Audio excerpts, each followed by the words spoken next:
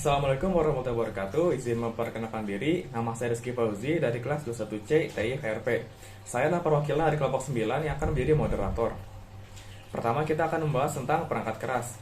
Untuk bagian perangkat keras input akan dibacakan oleh Kang Aldi. Assalamualaikum warahmatullahi wabarakatuh. Perkenalkan, nama saya Aldi Ardiansyah dengan NPM 215520111131. Nah, di sini saya akan membahas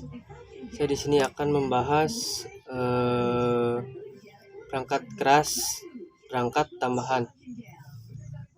Nah, perangkat tambahan berguna dalam membantu komputer untuk menjalankan perintah user. Perangkat ini umumnya disebut dengan istilah peripheral yang berguna dalam menghubungkan perangkat komputer dengan jaringan internet. Salah satu contohnya adalah modem. Modem di sini dapat Anda gunakan sebagai alat komunikasi untuk mengubah sinyal digital menjadi sinyal analog ataupun sinyal analog menjadi sinyal digital. Untuk bagian perangkat keras pemrosesan akan disampaikan oleh saya sendiri. Baik, di sini saya akan menjelaskan tentang perangkat keras pemrosesan. Apa itu perangkat keras pemrosesan? Perangkat keras pemrosesan adalah perangkat pada komputer yang berfungsi sebagai pemroses dan pengelola data yang dimasukkan melalui input device. Kemudian dikeluarkan melalui output device dalam bentuk informasi sehingga akan diterima oleh brainware. Perangkat keras pemrosesan memiliki fungsi untuk mengembalikan atau retrieve dan menjalankan atau execute instruksi-instruksi atau software yang diberikan kepada komputer. Pemrosesan dapat terdiri dari pelaksana perhitungan dan kegiatan logis lainnya seperti membandingkan. Contoh dari perangkat keras pemrosesan adalah motherboard. Motherboard atau sering disebut sebagai mainboard atau singkatannya MOBO merupakan komponen utama dari sebuah komputer. Motherboard pada dasarnya adalah sebuah papan sirkuit besar yang sesuai dengan ukuran casing komputer dan di sanalah semua komponen komputer terhubung. Di dalam motherboard ada soket CPU. Soket CPU adalah tempat CPU atau Central Processing Unit ditempatkan. Ada juga slot memori dan disinilah modul di memori utama yang dikenal sebagai RAM dimasukkan. Dan ada juga slot bus atau slot ekspansi. Slot ini digunakan untuk memasang berbagai komponen untuk menambahkan lebih banyak kemampuan ke dalam komputer seperti video card, sound card, LAN card, dan sebagainya. Lalu ada juga konektor SATA, dan disinilah tempat untuk memasang perangkat penyimpanan seperti SSD atau hard drive. Di dalam motherboard kita akan memiliki beberapa konektor seperti ini sehingga kita dapat memasang beberapa drive penyimpanan. Pada beberapa motherboard modern kita akan menemukan slot M.2. Slot M.2 inilah yang digunakan untuk memasang SSD M.2. Pada motherboard modern kita akan menemukan PCH atau Platform Controller Hub. Hub ini adalah arsitektur chipset terbaru oleh Intel yang untuk menggantikan arsitektur lama. Pada motherboard yang lebih tua, akan ada beberapa chip pada motherboard yang disebut sebagai chipset. Akan ada chip North Bridge dan chip South Bridge. Kedua chipset ini memiliki fungsi yang berbeda. North Bridge yang terletak pada bagian utara atau atas motherboard bertindak sebagai perantara antara CPU, bus PCI Express, dan memori. Lalu ada South Bridge yang terletak pada bagian selatan atau di bawah dari motherboard. Bertanggung jawab untuk hal-hal seperti slot PCI standar, konektor SATA, port USB, dan sebagainya. Jadi agar CPU dapat berkomunikasi dengan antarmuka dengan perangkat yang lebih rendah ini harus melalui South Bridge.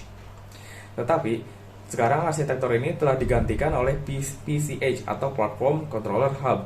Dalam arsitektur PCH, fungsi North Bridge sebagian besarnya telah terintegrasi ke dalam CPU dan chip North Bridge telah sepenuhnya dihilangkan. Dan fungsi South Bridge sekarang telah dilakukan sepenuhnya oleh PCH. Pada motherboard dilengkapi dengan beberapa antarmuka input atau output. Antarmuka ini sebagian besar terletak pada panel input-output di belakang motherboard. Jadi misalnya ada antarmuka yang paling umum pada motherboard adalah USB. USB adalah singkatan dari Universal Serial Bus. Pada motherboard biasanya memiliki beberapa port USB karena ada begitu banyak peripheral yang menggunakan antarmuka USB seperti keyboard, mouse, kamera, drive eksternal, dan printer. Dan selain konektivitas, port USB juga masuk daya listrik ke perangkat tertentu. Sekarang sebagian besar port USB dipasang pada panel input-output belakang dan beberapa terletak di permukaan dari motherboard. Beberapa motherboard juga memiliki adaptor video built-in, dan ini dikenal sebagai integrated video karena adaptor video dan motherboard pada dasarnya adalah satu unit. Motherboard lama akan memiliki port DVI atau Digital Visual Interface dan VGA atau Video Graphic Array. Sedangkan motherboard modern akan memiliki port HDMI atau High Definition Multimedia Interface dan DisplayPort. Integrated video tidaklah terlalu kuat. Mereka bagus untuk penggunaan normal sehari-hari dan aplikasi ringan. Akan tetapi ketika digunakan untuk grafis yang lebih berat seperti game atau editing, mereka bisa kewalahan. Itulah sebabnya banyak orang akan melewati integrated video dan menambahkan kartu grafis yang memiliki daya yang cukup untuk memenuhi kebutuhan mereka. Beberapa lain yang akan muncul di panel input dan output belakang adalah Network Interface Card. Port ini dirancang untuk konektor RJ45 dengan kabel Ethernet untuk menghubungkan komputer ke jaringan internet. Dan ada juga sound card. Dan seperti integrated video, motherboard juga memiliki kartu suara built-in. Maka ini dikenal sebagai integrated sound. Sound card adalah apa yang memproses audio melalui speaker komputer. Lalu motherboard zaman sekarang juga datang dengan berbagai bentuk dan ukuran. Dan ini dikenal sebagai form factor. Dan form factor motherboard pada umumnya digunakan adalah yang umumnya digunakan pada PC adalah form factor ATX. ATX atau singkatan dari Advanced Technology Extended yang dibuat pada tahun 1995 dan sekarang menjadi form factor standar untuk semua PC saat ini. Motherboard ATX ukuran penuhnya adalah sekitar 30 cm x 24 cm. Sebelum ATX, terdapat form factor AT.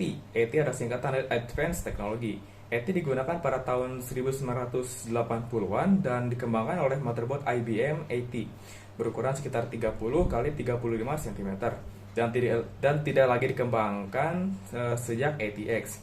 Versi lain dari motherboard ATX adalah motherboard Micro ATX. Micro ATX lebih kecil dibanding ATX sesuai namanya, Micro. Micro ATX berukuran 24 cm x 24 cm. Jadi inilah desain persegi dibandingkan dengan desain persegi panjang pada standar ATX.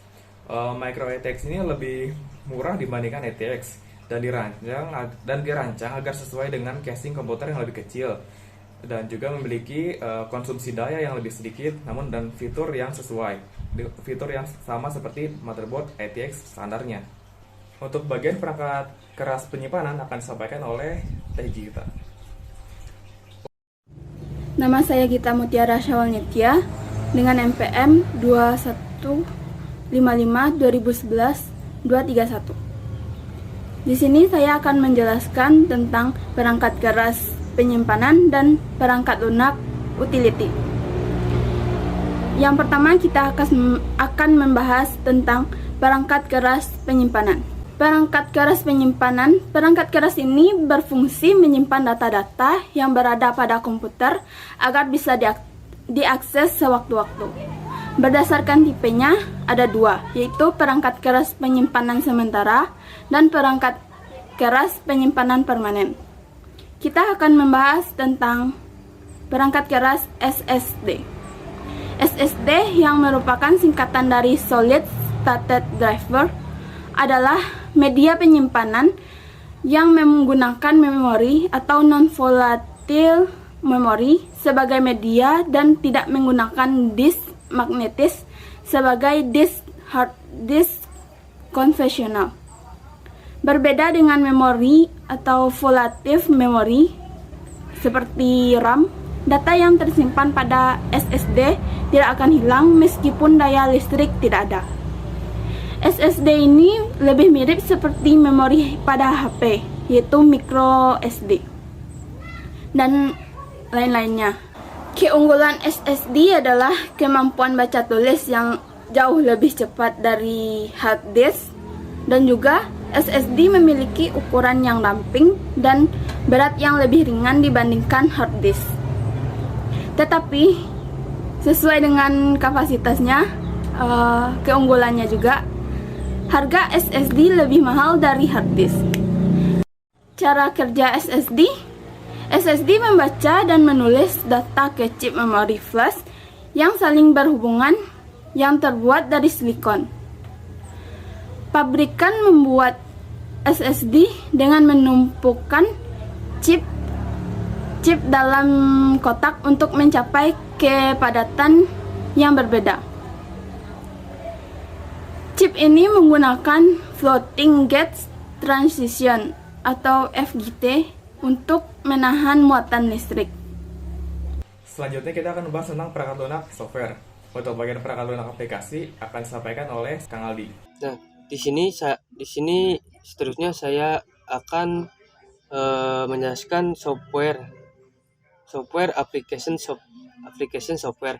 Dengan software komputer merupakan alat yang sangat berguna. Software memungkinkan pengguna atau user untuk menjalankan tugas-tugas di komputernya seperti membuat surat, memo, laporan, mendesain web, membuat gambar, mengedit video dan audio, main game baik single user maupun multi user, dan masih banyak lagi. Untuk menjalankan tugas-tugas tersebut, pengguna komputer membutuhkan application software. Untuk perangkat lunak aplikasi akan disampaikan oleh saya sendiri. Baik, di sini saya akan menjelaskan tentang perangkat lunak aplikasi. Apa itu perangkat lunak aplikasi? Perangkat lunak aplikasi adalah perangkat lunak berfungsi untuk membantu manusia menyelesaikan suatu pekerjaan pada bidang tertentu. Terdapat banyak sekali jenis perangkat lunak aplikasi karena jenis pekerjaan yang spesifik memiliki banyak jenisnya. Contoh dari perangkat lunak aplikasi adalah Adobe Premiere Pro. Untuk bagian software, saya akan menjelaskan tentang Adobe Premiere Pro. Apa itu Premiere Pro? Adobe Premiere Pro adalah software besutan Adobe untuk mengedit video. Bayangkan ketika kita membuat video dengan merekamnya di kamera atau di ponsel. Kemudian kita ingin merangkaikan beberapa video tersebut secara bersamaan atau menampilkannya secara bersampingan. Dan bagaimana jika kita ingin menambahkan hal-hal seperti judul, menambahkan transisi, atau menambahkan background, audio pada background. Disitulah kita menggunakan software untuk mengedit video. Untuk mengedit video, kita memerlukan software yang dapat mengambil semua bagian berbeda dari media yang kita inginkan dan menyatukannya dalam urutan dan cara tertentu yang memberikan mereka nilai lebih dibandingkan sebelumnya. Adobe Premiere Pro bisa digunakan bagi kita yang hanya ingin merangkai beberapa video dan bagi mereka yang ingin mengedit film bertingkat Hollywood dan merilisnya di bioskop. Karena Adobe Premiere Pro memiliki banyak sekali fitur yang berbeda yang bisa digunakan untuk menyempurnakan video. Di dalam Premiere Pro, ada sebuah tempat di mana kita bisa menyimpan video dalam urutan tertentu. Tempat tersebut sebutannya timeline. Di timeline, kita bisa memindahkan atau saling menumpuk video pada layar yang berbeda. Semisalnya jika kita ingin menampilkan video pada waktu yang bersamaan, kita tinggal menumpuk videonya secara bertingkat. Premiere Pro juga dapat digunakan untuk menambahkan teks di atas video, atau menambah musik background, atau menambahkan ambience musik, atau menambahkan efek pada video. Audio adalah bagian yang sangat penting dalam video yang kita buat. Adobe Premiere Pro memiliki banyak tools yang berbeda untuk memanipulasi audio, termasuk hal-hal dasar seperti mengatur volume naik atau volume turun. Tetapi ada juga hal yang mendalam seperti menyesuaikan karakteristik suara agar menjadi lebih bagus. Bayangkan jika kita memiliki video dalam air. Tentu akan lebih bagus jika kita menggunakan efek audio supaya bersuara seperti di bawah air. Adobe Premiere Pro juga memiliki banyak sekali efek untuk memanipulasi video dan audio masing-masing dengan cara yang berbeda. Ada berbagai macam efek yang tersedia yang bisa kita gunakan, mulai dari hal-hal dasar seperti menambah blur pada video, hingga hal-hal yang kompleks, hingga mengambil video yang bergetar, lalu menstabilkannya sehingga gerakannya jauh lebih halus. Dan mungkin yang terpenting yang benar-benar dapat dilakukan di software pengeditan video adalah mengambil semua video yang telah kita buat tadi dan menggabungkannya menjadi satu file video, dan inilah yang dikenal sebagai export. Sebenarnya, semua software pengedit video dapat melakukan ekspor. Yang membedakan Premiere Pro adalah kemampuannya secara dinamis terhubung dengan produk Adobe lainnya, atau Dynamic Link. Jadi jika kita memiliki ilustrasi pada Adobe Illustrator atau Adobe Audition, atau memiliki grafis kompleks pada Adobe After Effects, kita dapat mengambil semua file proyek tersebut dan diletakkan pada Adobe Premiere Pro. Dan ketika kita kembali dan melakukan perubahan di salah satu software tersebut, Adobe Premiere Pro akan langsung menampilkan perubahan tersebut. Keren gak? Jadi kesimpulannya adalah Premiere Pro ditujukan kepada siapa saja yang ingin mengedit banyak video atau menjadi seorang editor film, atau bagi seorang pemula yang ingin memanfaatkan fitur-fitur dalam Adobe Premiere Pro untuk membuat kreasi mereka menjadi kenyataan. Baik, segitu saja dari saya. Untuk perangkat lunak utility akan disampaikan oleh Tegita. Selanjutnya kita akan membahas perangkat lunak utility. Utility software adalah sistem software yang membantu fungsi dari sistem komputer atau hardware sistem operasi atau software agar dapat berjalan dengan benar dan lancar. Selain itu, utility software juga membantu sistem dalam mengelola, mengatur, memelihara, dan menganalisa serta mengoptimalkan fungsi sistem komputer. Contoh software utility yang kita bahas adalah antivirus. Antivirus atau anti-malware adalah tools pendeteksi ancaman yang dirancang untuk menghilangkan semua jenis virus, malware, dan ancaman dunia maya lainnya dari perangkat. Sistem operasi tanpa antivirus sangat berbahaya, yang dimana jika tidak ada antivirus, OS kita akan berisiko akan terkenanya virus yang dapat berisiko tinggi terhadap kehilangan atau kerusakan data, bahkan pencurian data. Salah satu contoh antivirus adalah Smadaf. Cara kerja antivirus sendiri bekerja dengan cara memindai file atau kode yang masuk melewati lalu lintas jaringan. Perusahaan yang membuat perangkat lunak ini mengkompilasi database ekstensif dari virus dan malware yang sudah dikenal dan mengajarkan perangkat lunak cara mendeteksi, memindai, dan menghapusnya. Sekian yang dapat saya sampaikan. Jika ada kurang dan salahnya, mohon maaf. Wassalamualaikum warahmatullahi wabarakatuh. Baik, hanya itu saja yang dapat kelompok kami sampaikan. Mohon maaf jika ada kesalahan dalam penyampaian, dan wassalamualaikum warahmatullahi wabarakatuh.